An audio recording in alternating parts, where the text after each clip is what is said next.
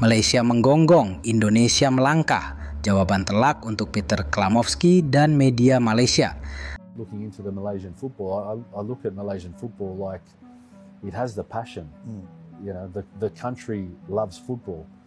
There's a passion to Malaysian football. Baru kemarin kita bahas soal pelatih Malaysia yang senggol timnas Indonesia dengan mengatakan proyek naturalisasi timnas Indonesia tidaklah relevan. Dan sekarang media Malaysia ikut-ikutan sob dengan meremehkan rencana PSSI yang akan segera menggelar mini turnamen di jeda internasional pada bulan September nanti. Indonesia naturalisasi menurut coach bagaimana itu? Ya, naturalisasi dari Indonesia lebih baik daripada apa yang kita ada di Malaysia, dan saya percaya Indonesia berada dalam tahap yang lebih baik sekarang. Netizen Malaysia terlalu sombong dan jumawa kalian. Turnamen apa ini jauh level dengan Malaysia. Banjir. Mereka masih bermimpi kalau Malaysia levelnya masih tinggi daripada Indonesia ya. Boy, itu dulu tahun 2000 mungkin ya. Sekarang ingat 2025, level timnas Malaysia di bawah timnas Indonesia. Kalian aja di Piala Asia masih corat maru toh, belum tentu bisa menang. Kita sudah kualifikasi Piala Dunia ya. Ingat, level kalian itu masih jauh dengan Indonesia, makanya jangan sombong dan jumawa. Betapa sombongnya netizen Malaysia, terang-terangan sebut rencana uji coba lawan timnas Indonesia bukan levelnya. Indonesia berencana menggelar turnamen mini dengan mengundang Malaysia, Lebanon September nanti. Harusnya kalian Malaysia bersyukur bisa bertanding dengan timnas Indonesia, karena timnas Indonesia levelnya sudah beda, sudah pengalamannya berbeda melawan Australia, Jepang, Bahrain, Arab Saudi. Kalian tuh timnas Malaysia mentok-mentok lawan Kamboja, Timur Leste. Harusnya bersyukur ya bisa mendapat ilmu dengan timnas Indonesia. Tetapi kalian sombong nih ya. Assalamualaikum guys. Saya nak bercerita pasal persaingan, kompetitif. Kita lihat dalam tubuh badan kita diri sendirilah yang paling dekat, iaitu kita ada sepasang mata, 2 biji mata. Kita dikurniakan mata dan sepatutnya sebelah melihat kepada kebaikan orang dan sebelah lagi melihat kepada keburukan diri kita sendiri. Bukan kita melihat kepada keburukan orang, dan kita tak perlu pun melihat kebaikan diri kita sendiri. Mohon, mata kita tak bersaing. Move forward. Love yourself. Love yourself. Love yourself guys.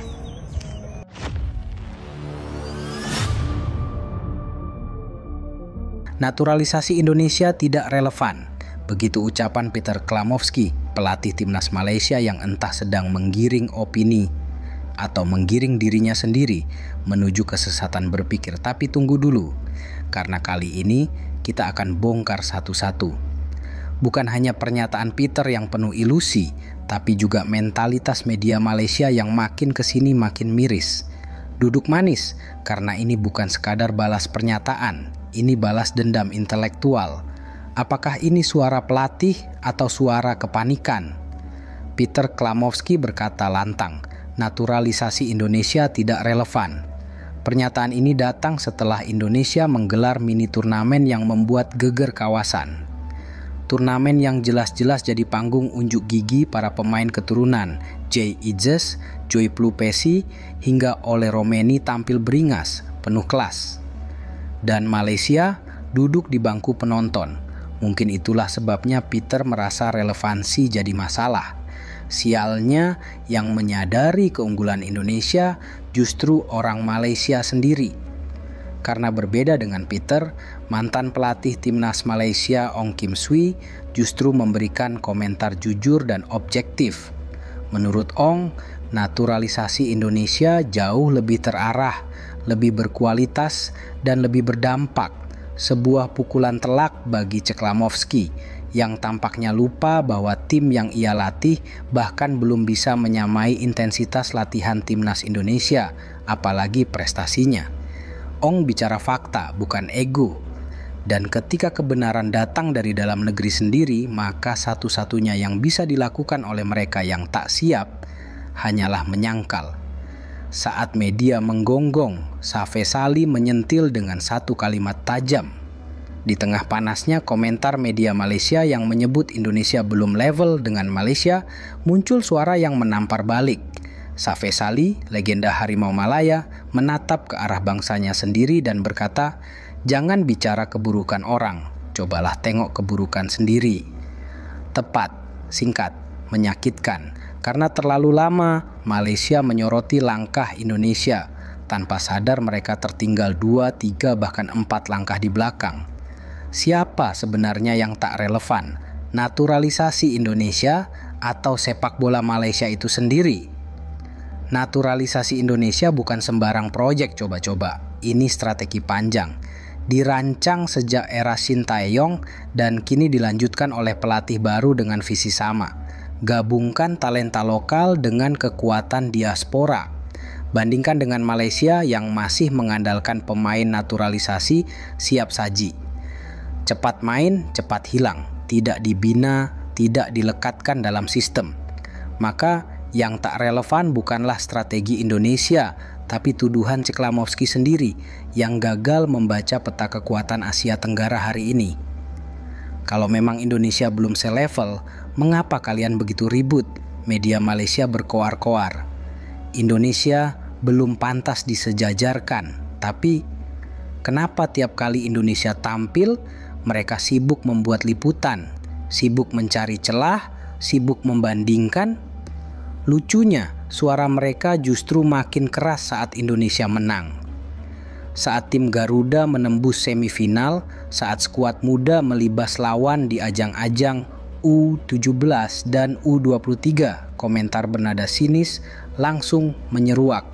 Padahal, kalau memang Indonesia di bawah kalian, bukankah seharusnya kalian diam saja? Ternyata yang kalian takuti bukan ketidakrelevanan kami. Yang kalian takutkan adalah kami mulai relevan. Safee tahu Peter pura-pura tak tahu. Safee Sali tidak perlu dibayar untuk berkata jujur.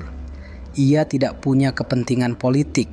Yang dia punya hanyalah rasa cinta terhadap sepak bola dan integritas sebagai legenda. Saat Safee bilang lihat keburukan sendiri, dia sedang menyentil federasi, media, bahkan pelatih negaranya sendiri. Karena bagi Safee, perubahan tidak datang dari mencaci negara lain, tapi dari keberanian bercermin. Sayangnya, Peter Klamovski masih sibuk menutup cermin dengan ego. Karena yang takut dengan kebangkitan Garuda biasanya adalah yang dulu pernah menari di atas bangkai Garuda. Dulu Indonesia jatuh, sepak bola kita dihukum FIFA, dibekukan, dilanda dualisme. Saat itu banyak yang menari, banyak yang tertawa, Malaysia termasuk yang merasa di atas angin. Tapi kini ketika Garuda mulai mengepak, suara tawa berubah jadi cemas. Inilah harga dari kebangkitan. Indonesia mulai jadi pusat perhatian, tapi bukan semua perhatian datang dari rasa kagum. Ada juga yang datang dari rasa takut. Jangan khawatir Peter, kami akan tunjukkan seberapa relevannya naturalisasi Indonesia dalam waktu dekat. Sebentar lagi, Indonesia akan kembali tampil di ajang resmi, dan skuad yang dibangun bukan hanya kuat di atas kertas, tapi juga siap tarung. Mereka bukan hanya pemain Eropa yang datang pelesiran. Mereka punya darah, punya semangat, dan punya loyalitas. Mereka tahu ketika mereka pakai jersey merah putih, yang mereka bela bukan sekadar negara, tapi harga diri sebuah bangsa yang pernah diinjak dan kini ingin bangkit dengan kepala tegak.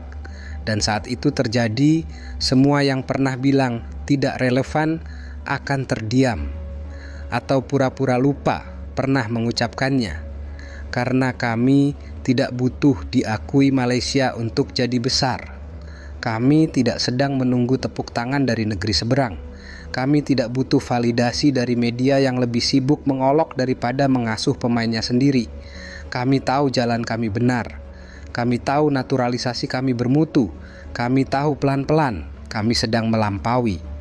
Karena yang takut dengan kebangkitan Garuda biasanya adalah yang dulu pernah menari di atas bangkai Garuda.